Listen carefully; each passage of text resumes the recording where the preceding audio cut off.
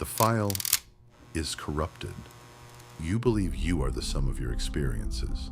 You believe your identity is a continuous line, stretching from your first breath to this very moment. But that is a comfortable lie. If you try to look back, really look back, to the beginning, to the first 3 years of your existence, you will find nothing but a black box.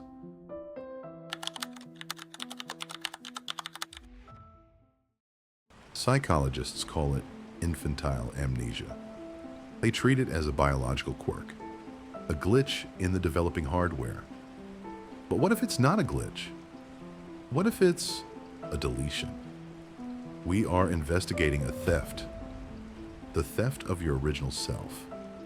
Who were you before you had the words to describe yourself? And why has your brain worked so hard to bury the evidence?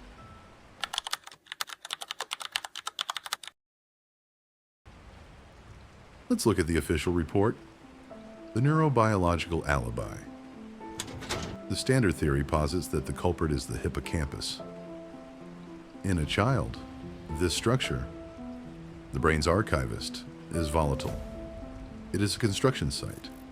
It's a process called neurogenesis. Rapid growth. During infancy, your brain is generating 700 new neurons every single second. It is a biological explosion, but this growth comes at a cost.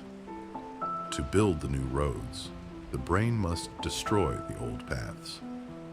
This is the paradox of development. In order to learn, you had to forget. The data wasn't lost. It was overwritten. Case closed? Hardly, because there is a flaw in the biological theory. Mice have high neurogenesis, yet they retain fear memories from infancy. You are not a mouse. You lost something they kept. Why? The answer isn't in the hardware. It's in the software. It wasn't time that stole your memories. It was language.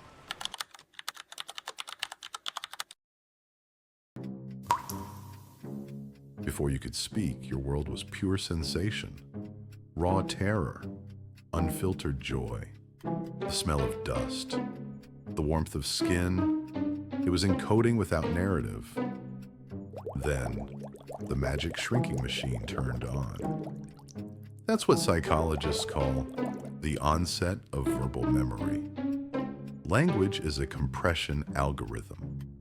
It takes a complex, multi-sensory experience and flattens it into a sentence. I fell down. Once your brain upgraded to this new linguistic operating system, the old files became unreadable. They are still there, perhaps, but you lack the codec to play them. You traded your past for the ability to tell a story about it. But wait, you say. I remember my 3rd birthday. I remember the cake.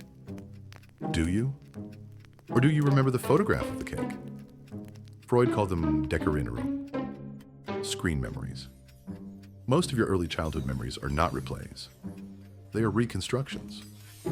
Scenes painted by your parents' stories and cemented by albums. You are the unreliable narrator of your own life.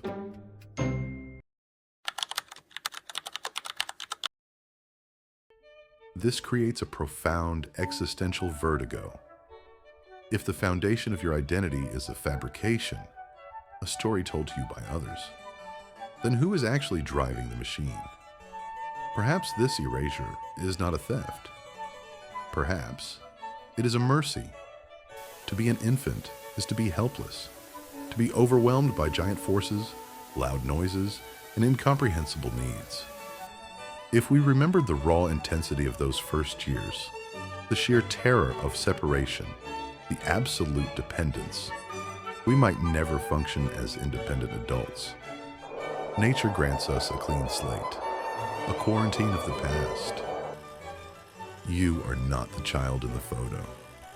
You are the survivor who walked away from that child, leaving the heavy baggage behind in the dark.